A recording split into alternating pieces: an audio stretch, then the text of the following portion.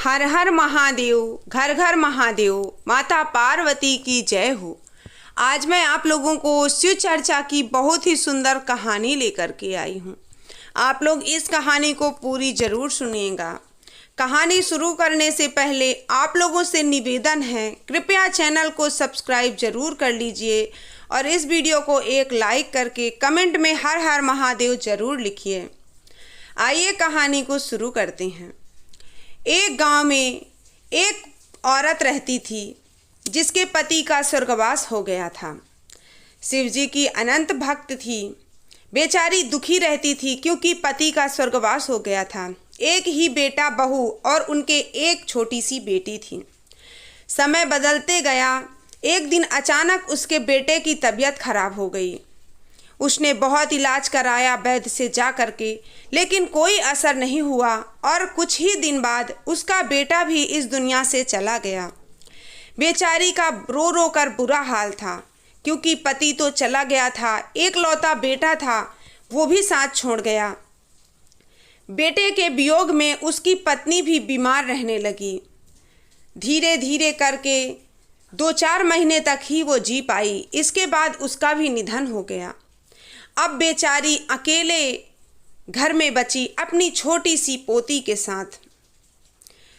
अब तो वो और ज़्यादा दुखी रहने लगी। शिवजी से कहती, हे शिव गुरु, मैंने ऐसे कौन से पाप किए हैं जो मुझे इस जन्म में इतना कुछ भोगना पड़ रहा है।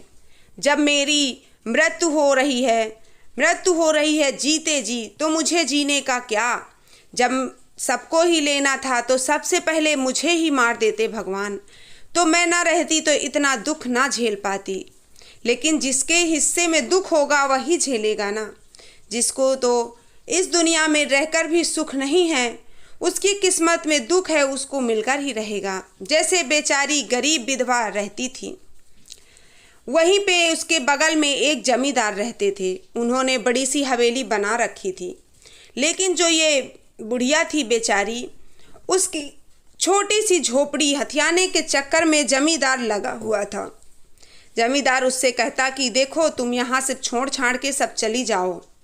वो कहती, मैं नहीं जाऊँगी, मैं मरूंगी तभी इस कुटिया से निकलूँगी, मैं जीते जी इसे छोड़कर नहीं जाऊँगी, क्योंकि मेरे पति और मेरे बेटे की ये निशानी है। मैं इस घर में रहती हूँ तो मुझे बहुत अच्छा लगता है। सबकी यादें इस घर से जुड़ी हैं, इस कुटिया से जुड़ी हैं।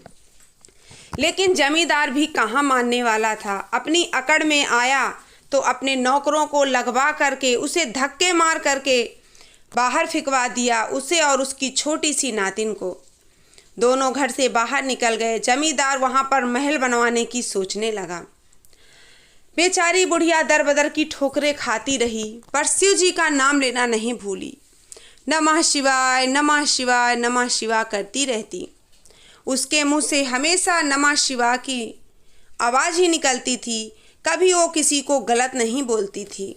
जो भी रूखा सूखा मिलता खाते। एक दिन बुढ़िया अपनी झोपड़ी में आई और वहीं कटोरा लेकर बैठ गई। जब जमींदार देखता है कि अरे ये तो वही बुढ़िया है जिसको मैंने धक्के मार करके निकलवा दिया था, वो सोचने लगा कहीं ऐसा तो नहीं कि ये बुढ़िया ये झोपड़ी को हथियाने के लिए आई है। वो कठोर शब्द बोलकर उसको अपमानित करने लगा। बूढ़ी अम्मा बेचारी कहने लगी, देखो भाई, मैं यहाँ कुछ लेने नहीं आई हूँ। मैं तो कुछ सोच रही थी। मेरी जो छोटी सी पोती है, जिस दिन से तुम हमें धक्के मार कर निकाले हो, उस दिन से वो एक निवाला भी नहीं खा पाई। उसने जिद करी है कि खाऊंगी तो अपने ही झोपड़ी में खाऊंगी जा कर के, नहीं तो मैं भूखी मर जाऊंगी, लेकिन खाऊंगी नहीं। इसलिए मैं सोच रही हूँ कि इस झोपड़ी के नीचे से एक तसली मिट्टी ले जाऊं। एक तसला मिट्टी ले जाऊंगी, उसका चूल्हा बनाऊंगी।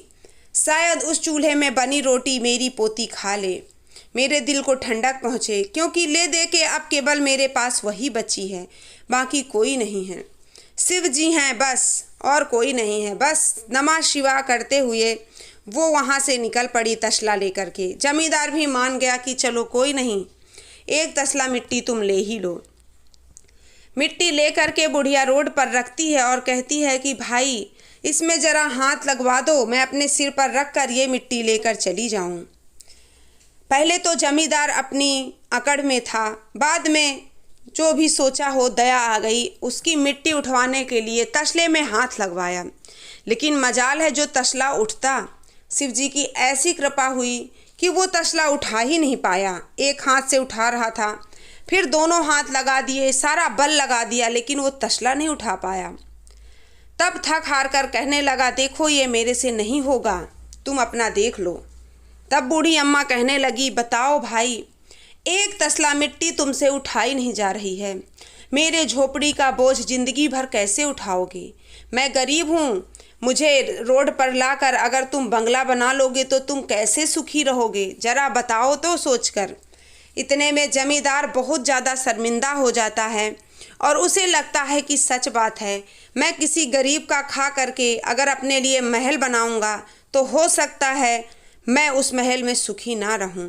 तब वो गरीब विधवा से माफ़ी मांगने लगता है और कहता है कि मुझे माफ़ कर दो बहन, मुझे नहीं पता था, मैं अपने अकड़ में था, मुझे लगता था तुम्हें मैं धक्के मारकर निकाल दूंगा और अपने लिए महल बनवा लूँगा, लेकिन शायद भगवान को यही मंजूर था, तुम अपनी झोपड़ी में रहने लगो, मैं तुम्हारी झोपड़ी फिर से एकदम नई करवा दूंगा। उसने उससे माफ़ी मांगी और जमींदार ने पूरी झोपड़ी नई करवाई। अब गरीब बेचारी असहाय बूढ़ी अम्मा अपनी पोती के साथ आकर के उसी झोपड़ी में रहने लगी और शिव जी का स्मरण करने लगी, नमः शिवाय नमः शिवाय नमः शिवाय। ये होती है शिव गुरु की कृपा। रोड पे आया हुआ इंसान भी एक दिन फिर से अच्छे कर्म करके अपनी हवेली पहुंच जाता है। उस बूढ़ी अम्मा की हवेली वो कुटिया ही थी।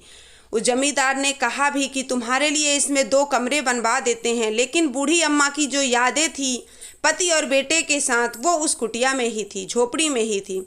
इसलिए बूढ़ी अम्मा ने मना कर दिया, कहा मैं इस झोपड़ी में ही खुश हूँ और झोपड़ी में ही खुशी खुशी रहने लगी। तो मेरी ये थी आज की कहानी। उम्मीद करती हूँ कहानी पसंद आई होगी। पसंद आई हो तो वीडियो को लाइक और चैनल को सब्सक्राइब जरूर कर लीजिएगा। मिलती हूँ नेक्स्ट वीडियो में, तब तक के लिए हर हर महादेव, घर घर महादेव, माता पार्वती की जय हो।